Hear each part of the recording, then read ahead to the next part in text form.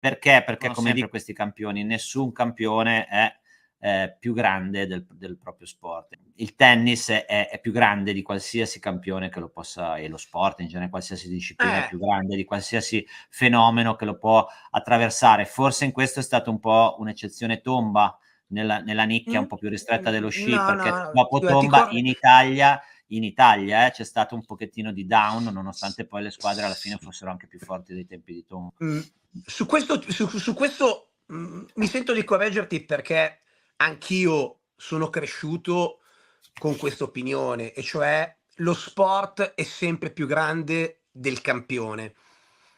Tu hai citato Tomba, in Italia c'è stato un calo relativo al seguito dello sci alpino, ma non c'è stato un calo globale, no, okay? No, io Quindi parlavo d'Italia, ecco, d'Italia. ecco, esatto.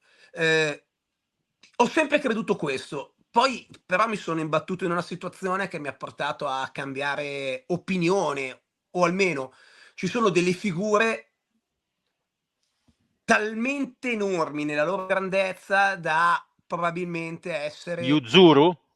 sì. Sì, sì, perché quello che vive il pattinaggio di figura, ha del clamoroso, nel senso che questo atleta si è ritirato E non e si è fa s spenta e la fa sua spettacoli da solista nel pattinaggio, che è una roba folle. È come giocare una partita di tennis di 8 ore, stessa cosa. E fa il tutto esaurito, con cinema pieni, gente che paga per vedere via streaming le sue esibizioni, e alle gare di pattinaggio non va più nessuno. Il seguito della disciplina è crollato in maniera verticale. Aggiungi anche l'assenza forzata di tutto quello che sia Russia. Quindi sono d'accordo nel principio di Guido fondamentalmente, però mi sono imbattuto in quello sport Ah. lì, in una situazione totalmente diversa che mai mi sarei Di aspettato di vedere nella mia diciamo che vita. chi gestisce il tennis ha avuto molta paura in questi ultimi anni È che vero, è vero. l'impatto della fine di Nadal, Federer e poi Djokovic avrebbe avuto un impatto negativo. Invece a parte che sono arrivati subito 2 degni eredi, ma comunque il tennis, a prescindere da Sinner e Alcaraz, rimarrà sempre uno sport molto, molto seguito, poi con sicuramente periodi d'oro, periodi meno magari brillanti. Adesso questo esempio che facevi del pattinaggio, effettivamente può esserci assolutamente l'eccezione, e non è un bel segnale per quello sport, però, se vogliamo, Assolutamente.